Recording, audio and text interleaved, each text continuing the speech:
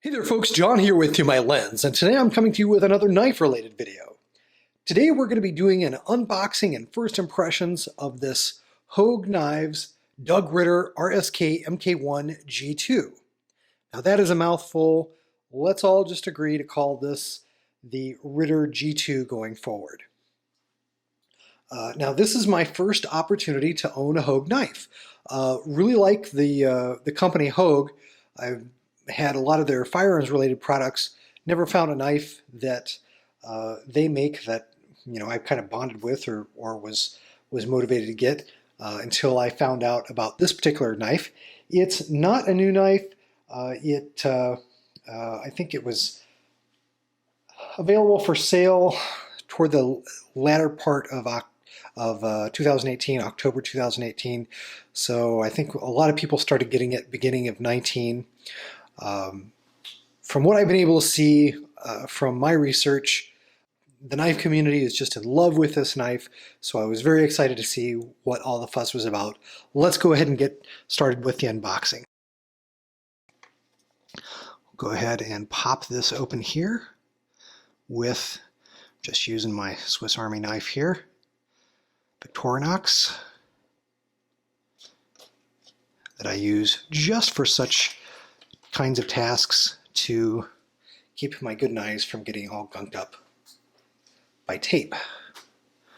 All right, so let's see what we've got in here. There we go. So already I am just really happy with what I am seeing. I like stickers.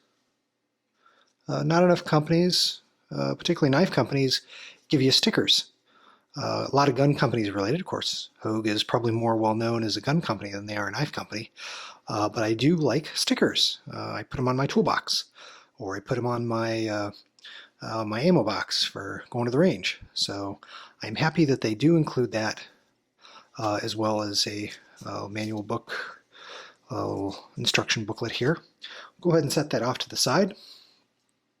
And this makes me even happier that it comes with a zipper pouch.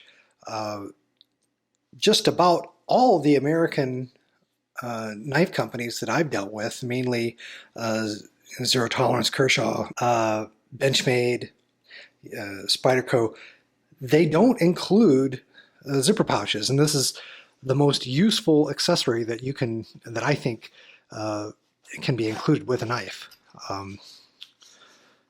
Here is the knife. I'm just going to take a second. Wow, this is really nice. It's branded both Hogue and Ritter, so that is pretty nice. I'm already very impressed with the packaging and what is included with the knife, particularly for the price point of $159, and it is available exclusively from KnifeWorks. That's the only place where you can buy this particular knife. So it is G10 on both sides. Very nice. Very nice deep carry pocket clip.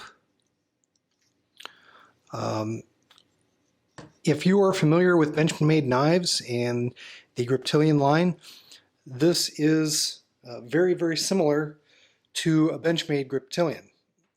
The previous MK-1, the Gen 1, was based on the Mel Purdue Griptilian. And from what I understand, when Benchmade and Ritter parted company, he was allowed to take that design. By that point, the patent had run out on the axis lock, so Ritter took that to Hogue, and he has improved upon that design. So I'm anxious to open it and see how it compares. I do have a Benchmade Griptilian that I can compare it to when I do the review, but let's see how it opens. It does have dual thumb studs on either side of the knife blade. Oh, that opened very nicely. Very nicely. Not exactly fall shutty at this point, but I'm not surprised. It's brand new, it hasn't been worked in.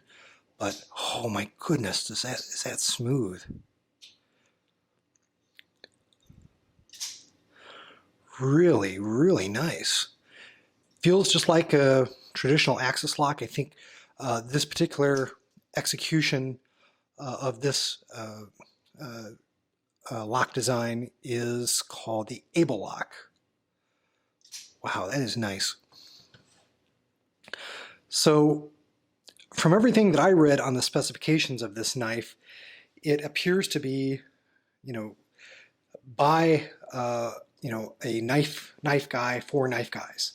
It's like a member of our community went to a company, gave them his wish list of things that he would want on a knife, and Hogue produced it, and they produced it for just $159. I think that's about $20 more than what the original MK-1 priced in it, but it does appear as though you're getting a lot more than $20 in terms of upgrades, particularly in the blade steel.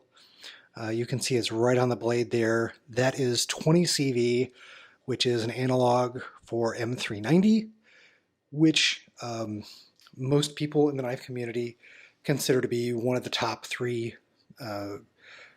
knife steels that you can get. It's probably my favorite, S35V and 20 CV or M390. Probably my top 2 favorites. So I'm really, really impressed that this knife uses that steel, particularly at that price point. Let me see if I can just feel how sharp it is. That feels darn sharp. Wow. That's pretty darn sharp for a factory edge. That's pretty impressive. It does have a stone wash finish, which is pretty nice. I was looking for something that would be more of a user, a knife that I would not be afraid to use. I tend to do one of 2 things with the knives that I buy, and I typically buy knives that tend to be on a little bit more expensive side. After buying, some higher-end knives, I've really tried to keep myself, except there are some exceptions, but I try to keep myself under $300 for a knife because that's kind of my point of diminishing returns. And what I find is that one of 2 things happens with those knives.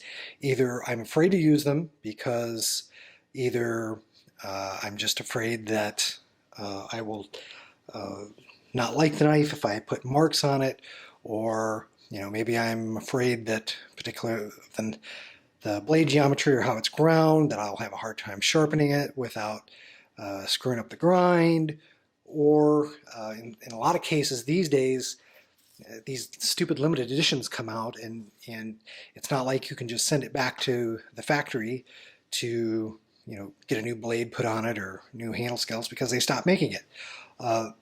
This knife is a pretty good example. This is a limited edition ZT. It's a sprint run. This is the 0095 BLK S90 BLK. They made this in S90V blade steel, which boy, is that hard to sharpen.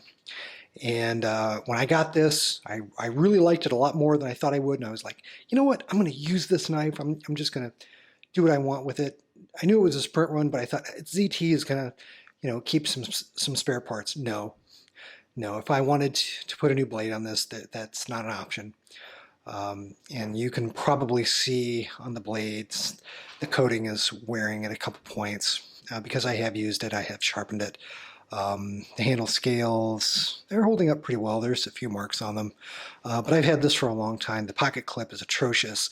I do have a replacement pocket clip. I just haven't put it on because, well, I'll wear that one out too. I basically keep the spare in case I want to take photographs of it. So a lot of times I either end up not using my nicer knives, or when I do, I regret it for one reason or another. So I wanted a knife that I could use and not feel bad about it, and I think both Hogue and Doug Ritter will really stand behind this knife very well. So I'm really excited about that. Feels very good in hand, by the way. The ergos are very impressive in my hand.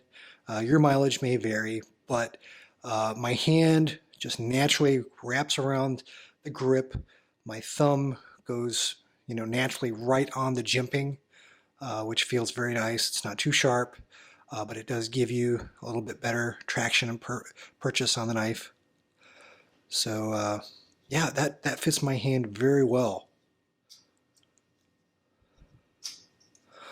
It has just kind of a catch there. You get to about there, and there's a lot of resistance that you have to push past, and then it kind of snaps closed. Really nice. Blade centering, let's take a look at that. That is perfectly well centered. Perfectly centered. Very, very nice. Just noting too that there is just not a lot of room between those handle scales and the blade. Not a lot of daylight's coming through there. Hopefully you can see that in the video, because that's really interesting to me.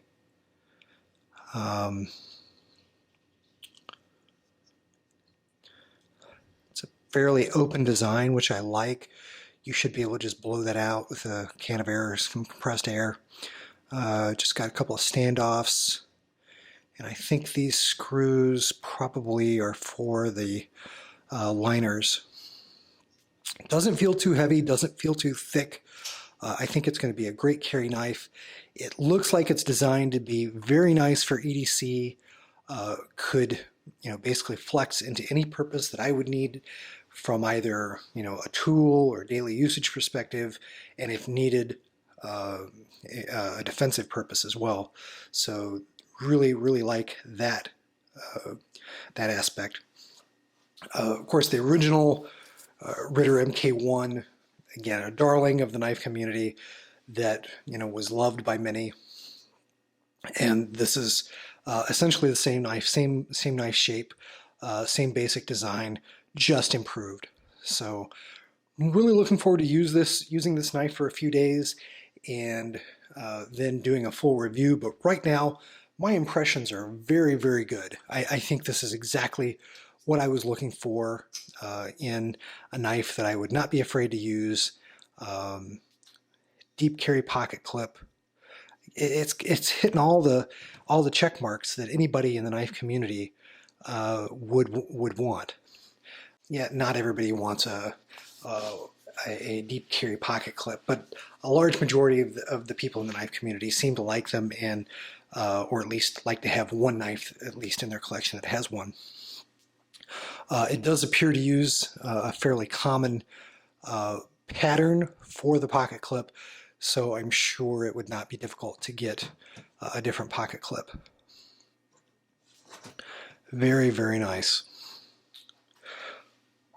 Well, stay tuned for the full review that I do on this knife. Again, first impressions quite high. Take care, God bless, we'll see you in the next one.